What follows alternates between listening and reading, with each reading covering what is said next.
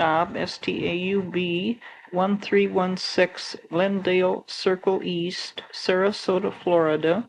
Phone 813-953-4603 at his home, Wednesday, March the 1st, 1989, with Helen Earley of the Oldsmobile History Center, tape 1 of 1 tape.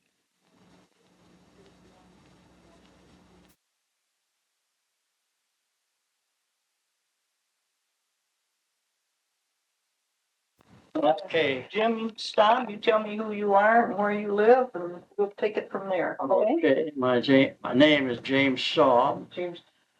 I lived in 1016 Parker Street, Lansing, Michigan. Where do you live now? I live now at Sarasota, Florida, at 1316 Glendale Circle East.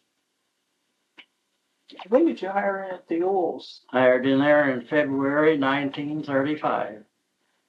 Where was the employment office? And the employment office was in the administration building. I met Al Taylor, who was supervisor of service repair of trucks, new car service, and customer driveways. And I was a mechanic. What building did you work in? Building 10. Where is that located? Well, it was right next door to their tall smokestack. Okay. And I watched that be demolished, dynamited down. You remember when that happened? I don't know the year. That's okay. We'll move on. But we stayed in that building until we moved over in building 32 on the second floor. That was over along the railroad tracks in that long building where we serviced the cars at the customer driveway or other work. What did you do in building 10 though, actually, Jim? In building 10, I was a mechanic. You worked on what? Practically all new and used Oldsmobiles, plus the fleet cars. Okay. Bud Brandel's car. I had a pass from Mr. Skinner to go in and out of the gate anytime with a car, and several times I went out at night and repaired a car that broke down on the road. As far as Oldsmobile to me was concerned, it was a swell place to work. I only intended, as far as I was concerned, to stay till spring, but it was nice and warm in building 10. And I stayed. I started work 58 cents an hour. 3 months, I got a 3-cent raise. And then the union was formed later. Remember the year that was? And then we got up. Our division was not unionized, but we were non-production. We were in the service end, servicing the people. And so consequently, we weren't required to join the union.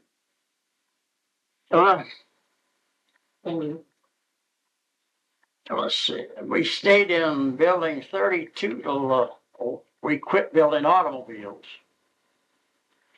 Was that about 1942? 42 or 3. And then I was transferred to the parts department under Dale Little. Okay, now in building 32, what did you do? In 32, I was a tester. On what? On cars. They were driven 15 miles to see that everything was working. Where did you test them? We took them out, Logan. We had a route. 2 or 3 of us was drivers, see, but I was the only one that serviced a car after it had been serviced by the other fellows in the tester, see. And if I didn't have nothing to do, I tested, see. And I was the only fellow that worked on those cars when they came back.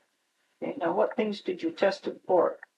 Well, we tested it for rattles, See every door open and close properly, the locks, the acceleration, the idling, the brakes, steering mechanism as far as we could tell. And the overall runnability, it ran like a finished car product should do. So in addition to the mechanical testing, I you was- actually tested the body too? Oh because you yes, said it's everything. cleats We had to and test rails. everything. Okay. And then on top of that, we installed all the accessories like the radios and the heaters and spotlights through the windshields or through the corner posts, fog lights, and What about slip covers? no, we never put on very many slip covers. Okay. That was a job by itself. Mm-hmm. Okay. And I didn't like it over in the parks department. Who was your supervisor? Dell Little was my general supervisor. Bud Brandel was the big supervisor. Okay, and what was the department that he headed up? What was that called? It was the parks right in the Lansing, in the parks department there on Olds Avenue. Mm-hmm. Okay. And I stayed in there for about 6 weeks, and I didn't like it. Well, I knew Bud Brandel real well. I knew Bill Mahoney real well. So one day going home from work, I stopped into Bud's office and I said, listen, I don't like it in the parts department, period. Picking parts. So he said, Bill Mahoney was next officer. What was Bill's job then? He was labor relations man. Okay. He called Bill Mahoney in and he said, Jim don't like it in the parts department. See what you can do to get him out of there, see. So in 2 or 3 days, I got a call over to, they got a call over to the parks department. Or to send me over to see Bill Mahoney. So I went over and saw Bill Mahoney, and he said, you got on salary? And I said, yeah. And he said, I got an opening for somebody. You'll have to go out and see if you can qualify, see. He said, Sam Montgomery is a supervisor. Bob Stevenson is his assistant, and he's who you'll see.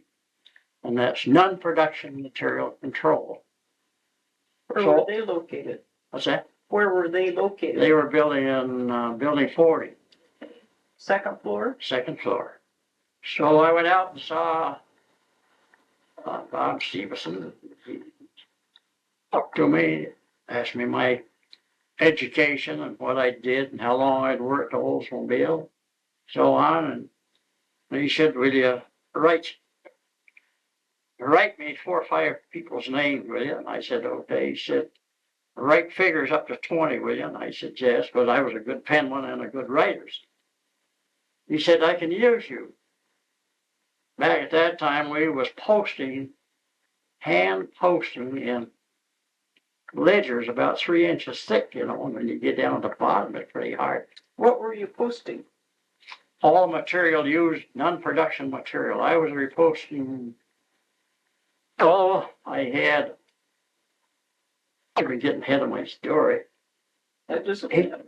he told me to come out, and the guy showed me one day what to do. And they wrote requisition for material out of the steel room, and out of the building 32, that was a general parts for all non-production stuff. And those requisitions were filled at the crib, and the crib sent them up to us. It was just like a bookkeeping. We had to keep track of the department, whether it was a piece, a pound, or a foot, or a gallon, or whatever it was. See? And it was left up to us to have the girl. I had 2 girls. Who were they? I couldn't tell you. One was Mary and one was, all I can remember their Sorry. name. It's okay. Two girls did the typing. And I would write down the part number that I wanted, how many I wanted, and I'd hand it book over to the girl and she'd type off some description. Now, did she use a pre-carbonized form, or did she have to insert carbons to make copies? She wrote up the same form. It went over to 60. Just one copy? Oh, no. Well, was it pre-carbonized? Yeah. The form already had the carbon Already inserted. go with the purchasing card. And we had that type of posting for 2 or 3 years, and they were miserable. So then we got on the Cardex, which was 2-foot trays, you lifted them up and dropped down and had everything on a Cardex, but you still had to keep track of all your ounces, in other words. It was a manual operation. Manual on each operation. card. On cards, see, Okay. about so long, about that way. Did you do that by hand or type it on? Like, the girl typed it on the first, but we had to hand post it after that, see. When I put in a new item, the girl typed it up. We had to put on there our low and our high. In other words, when it got down low, or we had to check it every day anyway, see. But well, then we went from that to IBM. When did that happen? What's that? When did you go to IBM? Well, I presume 10 years before I retired. And when did you retire? 60. So this would be 1950 about. Probably in that Circa area 1950, there. okay. And we went to IBM. Well, Mr. Stevenson, he fought it for 2 years, but finally administration said you're going to put it in, see. Now, what did IBM do then? Well, we were on just about the same looking. The sheet I got back was about so wide, see, out of this big machine over in 60. In other words, the requisitions came up to me upstairs and downstairs, all the cribs. Oh, from the stock cribs. Shop cribs, and I checked to see that they were negotiable. Key punch. She key punched the car about 6 inches long. She got this by day, the department number, the amount.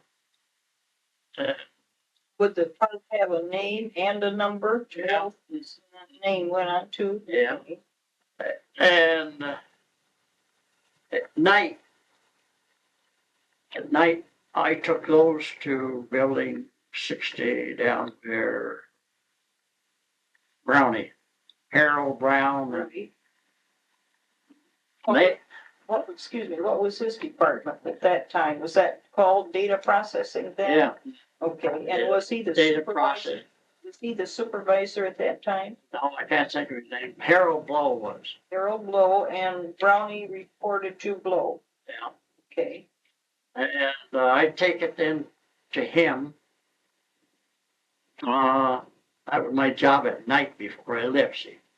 Also, I'd take all the purchase orders that we had in Building 40 through the project control. Where were they located? They were in Building 60 up on the 3rd floor. 3rd floor. Mhm. Okay. And in the morning, when I came into work the next day, I would go down to IBM and they would give me these sheets. That they had run from the cards you had that I left took in the night the previous before. night. Okay. And I would take those back out to our department, see. And we would go over this sheet, part number, name, and everything. And we had a high and a low when we should watch it, see. In other words, when it was too low, it would kick out a red mark over on the right-hand side of your balance. Then what did you do? It was checked to see if it was correct and also see if we should order. So if it were to be ordered, then what was the next step? Next step was I made a copy of the ones that I needed. See? Now, how did you make a copy? Just a sheet of paper, see, with a number on it. You mean you would manually make I would manually make out a copy? just that part number, Okay. and when I got 4 or 5 of them, I'd give them to the girl ahead of me, and by that time, maybe I'd tear that sheet off, but not that long, and I'd give it to her, and she'd take it right from there. See, And what would she do then? she would type it up on a purchase order. I would tell her, I would put on there how many I wanted, whether I wanted 100 pieces in 30 days, or whether I wanted 100 pieces, 30 days, and 60 days, or how I Oh, wanted. so you also had a delivery date on there? Oh, too. yeah, I had delivery days. I had to have 30 days in stock, 30 on order all the time. Now, this was all non-productive material? Non-production. Nothing on production, okay. What types of material are non-productive, Jim? Well, like gloves. Okay. We carried 30,000 pairs of stock every day. I had, all the maintenance steel. In other words, from brown sharp gauge stock, drill rod, pole roll, tool steels, bar stocks of all sizes, drill rod, and copper, bronze, brass, fiber, and nylon, and floor plate.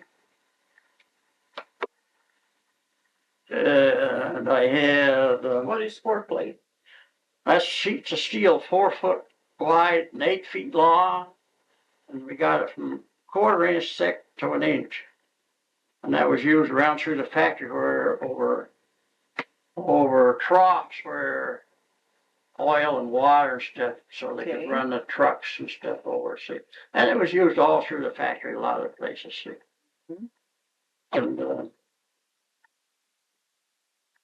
let's see. Well, we've gotten up to the point where if the material were low, you would make a copy of the part number and give it to your secretary or a girl. She would make another order. purchase order, and I'd take it into Bob Stevenson, and he would sign it. And that night, I would take it over to Project Control. See, Now, you were still located in building 40. Second floor. How many people were in that area, in Bob Stevenson's area? Well, in all these cribs, all combined, about 350. But in our office where I was, there was about 35 of us. Okay, do you remember names of anybody else in there at that time? In your office? Well, Not necessarily, just anybody that you worked with. Do you remember any names? oh yeah, I worked with Lyle Norris and Oil Hodge and Okay. Glenn Tooley. And What did Loyal Hodge do? he was a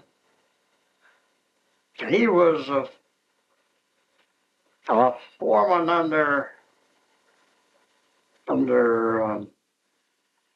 well, they had Lyle Norris too. See. Lyle Norris had to go out and check the cribs all the time. And Oil Hodge was more or less an office manager, over us guys. Okay, did Hodge report to Norris? Report to him and Bob Stevenson both. Generally everybody went to Bob Stevenson, not to Lyle. Okay. Oh yeah, we had Bill Blackwell worked in there. What did he do? He was a buyer. Same as I was. Was that your title of your job, buyer? Non-productive? No, I was a senior clerk, but I acted more or less as a understudy of a buyer. Okay. Because I was actually preparing to what I wanted. And let's see who else was in there. That's all right. We could move along. Okay. Then later on, when our salesman or expediter that we had in our department. Who was he? I can't think of his name. It's okay. He had to go to Grand Rapids and Muskegon on Monday. On Tuesday, he went to Flint, Bay City, Saginaw, called on firms that sold us material, see. On Wednesday, he went to Detroit, called on people down there. Wednesday and Thursday, and then Friday if he had to. And we always had a room at the Leland Hotel. And when he went on vacation, he picked me to do his job. And I did the same thing. But before he went out, we went over to Charlie Hester. Who was Charlie Hester? He was head of purchase, non-production purchasing. Okay. And he would give us 100 purchase orders to start out with. Remember about what year this would have been? It was after the war. After the war. Okay. And during, let's see, it was during the war, too. Oh, you were on war work Oh, yeah. too? Oh, yeah. Okay, so we had to have priorities to buy this stuff. So when you would be traveling as an expediter, that was on war work? Yeah. That's when you first started? No, that's later. That was probably my last, and then probably in my middle when I was there. But you did act as an expediter on the war work. Oh, yeah. Yeah, we had to have priorities. We could only buy them. And that was the World War II, not the Korean War? It was the war in, started, on 46, I think it started, through there. 42 to 45 Yeah. was the war, World War II. Yeah. So this was during World War II? Yeah. And then you didn't do that during the Korean War? No. Okay. No, and because I know Tommy Nichols, I remember him. He was on the people that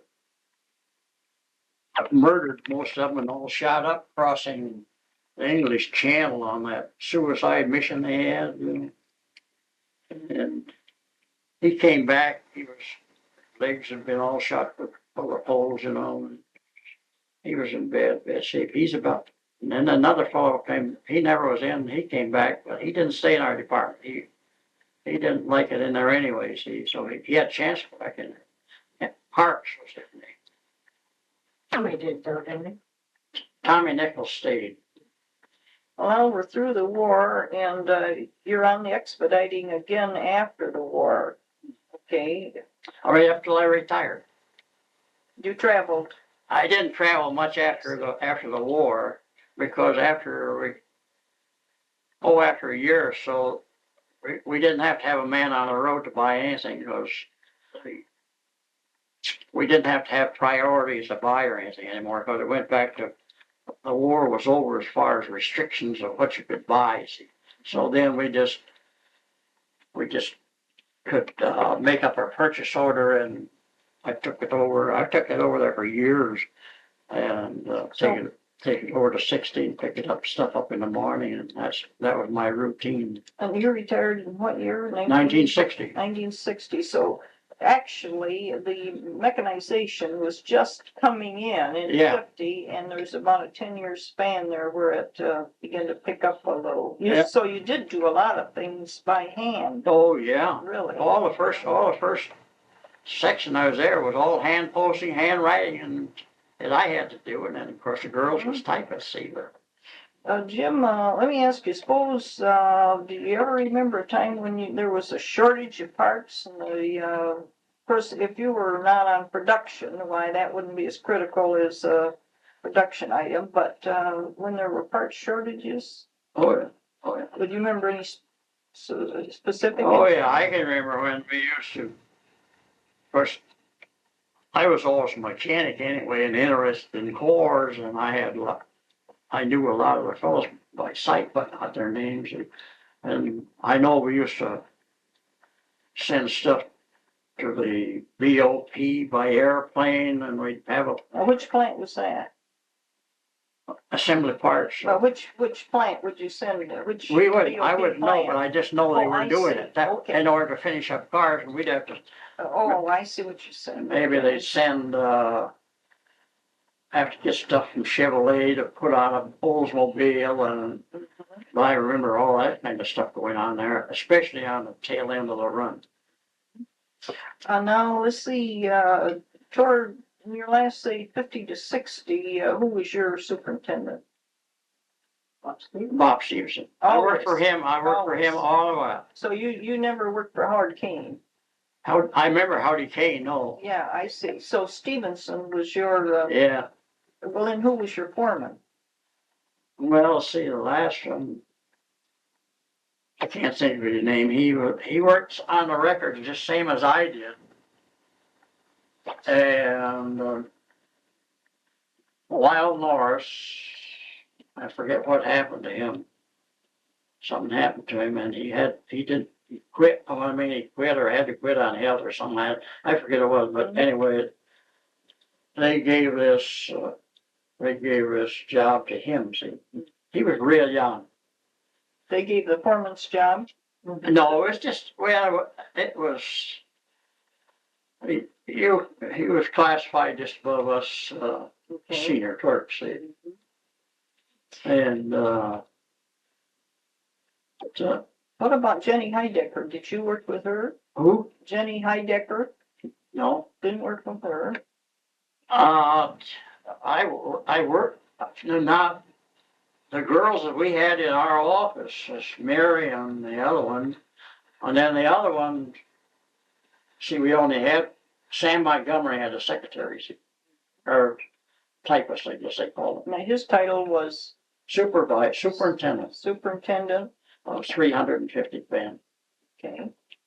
Because we had to handle stuff over to the jet plant and stuff to forge plant, all out of our office. Do you remember who was the manager of the jet plant at that time? No. Okay, or the forge plant?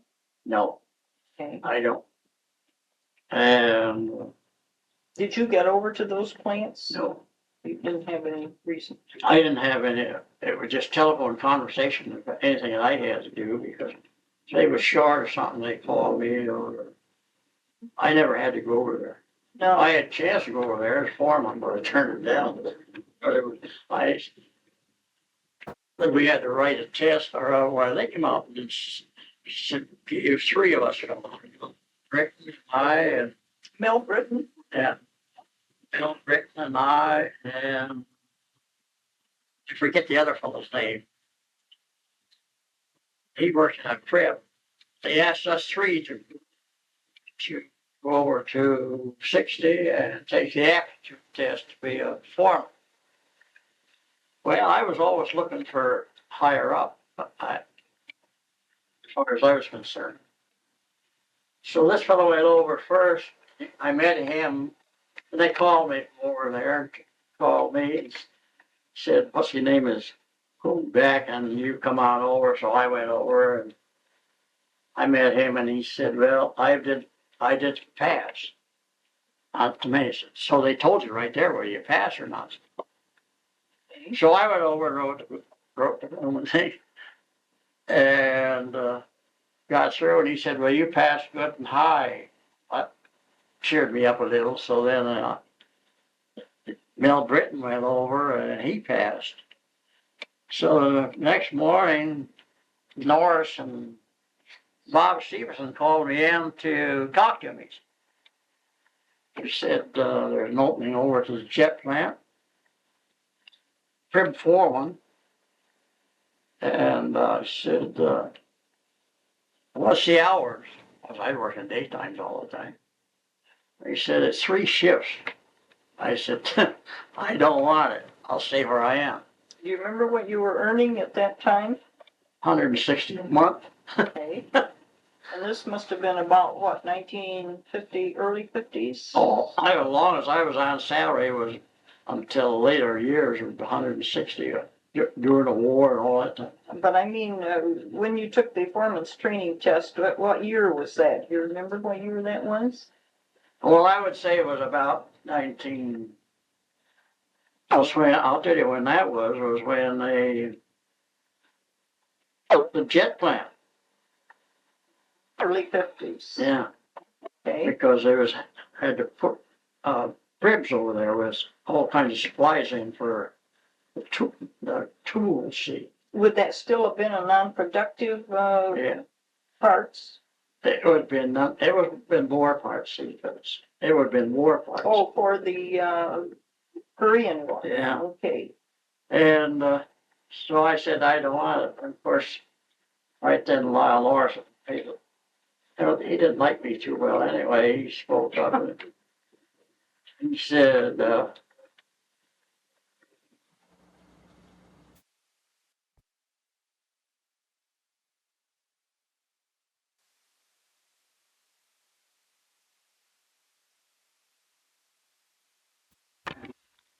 Go ahead, we're busy. he said, what'd you write it for?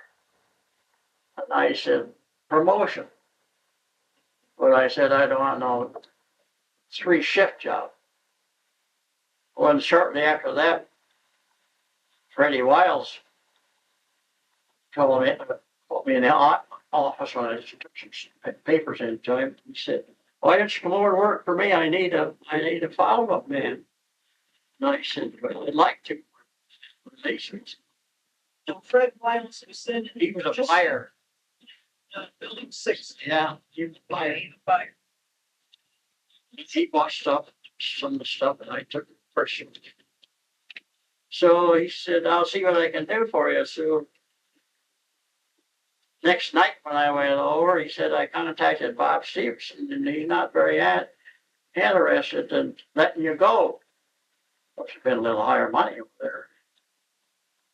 So I argued with Bob a little, and he said, well, he said they want you right away and take 6 months to break a man into your job. I said, not 6 months. You didn't take 6 months to give it to me. I was green. And he said, well, I'm not going to let you go. So I said, well, call up Freddie and tell him. So called up Freddie and told him you wasn't going to let me go. Then he come out and told me, well, he said your age is against you. He said, you just nicely get all broke in there in good shape and maybe you'd retire. How old were you at that time? You remember, Jim? I don't know, bro. I don't know. In 50s, low 50s, somewhere else. Okay. Well, He said when you get past 45, it's hard to get a promotion. You know, he was a good egg to I never was called in the office. I never was, all the years I worked there, I never was once called in the office. I don't think I was ever late. when you retired in 1960, had you been thinking about retiring? Or was this an offer? Lee up in the Roy Lee? back Lee, yeah, Roy Lee called, as soon as you got 60, he calls you in every year. I see. Okay. And asked if you was going to retire, and I'd say, I'm not going to retire right now. So next year he called me again. So finally I told him, I said, I'm not going to retire till I'm 65. But they still had to call you in and make you fill out a form, see that they told us. Yes. So, and I was 65 or going to be, and they called me over and told me all about my insurance, retirement, so forth. Of course, then they asked you to leave. See, you didn't stay if you wanted to. They just trying to get people out of there. But I'm glad I retired. I've 29 years, or I worked 25 years for Oldsmobile. And What do you think of it as a place to work? excellent. I wouldn't ask. I never was criticized for my work. I never was called out. I have tried to do my work. The only time I was Yeah. Um, it was a little material was hard to get. I carried a big input in dollars and cents. And it got to a point where it was difficult. Bob Stevens called me in the office and he said, Jimmy, he always called me Jimmy. He said, Jimmy, I want you to go out and go through that tool steel setup you've got. And I want you to order materials enough for 18 months. 8 months. And we had some steel in order to get, I'll use it, definition of their code number. Like one kind of steel, a 64 grade carbon, high speed. In order to buy a pound of that, I had to buy 2 pounds of 105, which the tool makers and so forth didn't like. But Why did you have to do that? I had to do But that. I mean, why? Why did Bob want it? It was so hard to buy. So he wanted 18 months supply. Yeah, but I mean, why, if you just wanted 1 pound of a certain grade of steel, would you have to buy 2 pounds of some other grade? Government orders. I see, okay, that's what I want. Government wouldn't let me buy all 41 amber out of it. They had to use a molybdenum. I'll tell you the reason why. I learned a lot while I worked there. I was doing 41 steel when it was heat treated and processed for a steel. There was very little of any scale on it, they call it. Almost ready for a finished product. Okay, 105 product took a lot of grinding to get off, like bark on a tree, off from it, to get it down to good clear metals. So in other words, damn machine get shut on 5 hard to get put in. But it costs more. It costs more to make a tool out of 105. But it was real interesting. I had good connections. I used to have to go downstairs every day. The tool room had 900 tool makers, 300 on each shift, 8 hours a day in a tool room. And I was flying stuff for that stuff. And I used to go down every morning. Brian Athey was supervisor. Brian Lacey? Brian Athey. Okay. And I had to go to the die room because I had to handle all that stuff. And Obie Rounds was the foreman over there, general foreman over there. He told me what he needed. But I had to go to them 2 places every day to see if they was urgent calls. And we always had to work on 30 days supply right in the crypts, right in the storeroom, and 30, 60, 90 days on order. And got so we ordered 6 months on a release, a 30-day release, which got easier. And what would that mean? In other words, they'd give us a price for 6 months. Okay.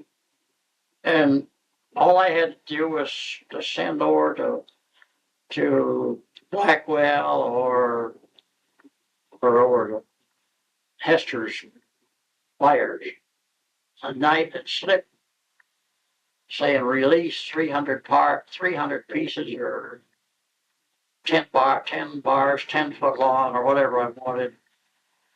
Or that's the PO. For I guess order number so and so for 30 days delivery. See, that was the way that worked. It was really interesting. It was all new to me when I went there, but then on top of that, later took some of the stuff away from me, and I had to help the guys that made a mistake on at the grow key punch wrong. If you key punch one of them thing's raw, comes out on the sheet, you've got to get it back off. In other words, say you you use 6 pieces, see, or bigger than that. I'd say you use 20 pieces. In some way, here's a girl with a machine punched out 200 or 2,000. You're going to be 18 or 1,900 minus on that flash. See, you've got to get that off. Well, some of them just couldn't do it. Didn't. So Stevenson appointed me to straighten that out for the guys that couldn't. I had that stuff to do. But when they put it in, the boss put it in from IBM, he said, if you have a good sheet puncher, you won't have any trouble. So she just like a secretary, if she spells a word wrong, she's going to put the wrong letter in the same thing on the writing sheet. But Millie and I work over, now we're on 3 months vacation. We've been working as auxiliary in hospital 11 years. Over here, doctor's hospital. Let's just cut this off, shall we? And when I went downstairs there, and Brian Athey told me, he said, I told him, I said, I don't know what kind of steel you need and all that kind of stuff. He said, you stop and see me every day and I'll coach you. And he was supervisor of the tool. Now that was about what time? In the late 30s? That's when Before the war? That's when the war started. Just about, okay. And that was, he was one of the most helpful guys I ever had. Any question that ever came up, downstairs I'd go and he could answer it for me. See, and that's the way I got my start. Of course, I read a lot on books on all steels, and I talked to the fellows running the lathes, and I talked to millwrights and all them kind of guys, and it seemed to be easy for me to pick it up. See, you on the non-productive, did you handle any diamond tools or diamonds? That was we had diamond cutting tools. okay.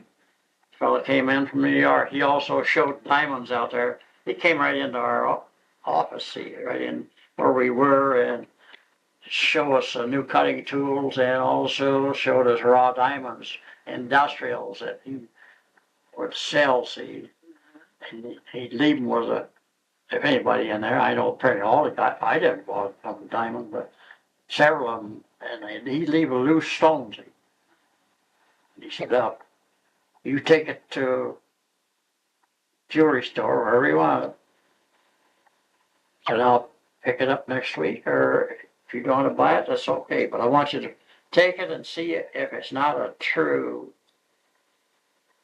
diamond." If they needed something hard, is that why they had the diamond tip tools? Oh, they look just like that little diamond there. So what was the purpose of the diamond tip on the tool? Oh, that was for it would a diamond for precision cutting. See, government stuff of it was so close precision. See, that you had to have a tool that would just skim off something so thin you could hardly see it. See, I see. to get that thing where it belonged. Right down to the tolerance. Yeah, the tolerance. They didn't. Not like automobiles where you can stick your finger in between the doors or something like that. This was. Well, now these diamond tip tools, could they be reground and reused again? You could send them back, and they would. And the factory. They would resharpen them. See, we didn't have no way of sharpening them, but we could send them back in. Okay, now, but the diamonds, what would you use the diamonds for? Well, we'll take a illustration of a lead pencil and down where the point is. That would be classified as a cutting part. See? Right. Okay, when that gets dull, it can be sharpened. But you got to have you can't file it or grind it, or you've got to have a diamond grinding tool to sharpen a diamond. I see, okay, very fun. You know, you can take a carborundum, grinding wheel, and you can grind a steel cutting tool. But you can't grind a diamond with a grinding wheel because it's not fine enough. I see. It's got What kind of parts would you use diamond dust tools on, or diamond headed tools?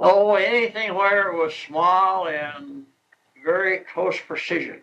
Any parts, automobile parts come to your mind? Or? Well, I understand now before I left there, when I went back that we used diamond tools, grinding the hole in a piston. Cutting the hole, because your piston pin the tolerance is so close on the pin that slides in there, see. And to put a drill through there, a reamer through there, or anything like that, they developed these diamond tools that mounted so they'd go right around, and they'd bore that hole perfect, see, without any out around or anything like that.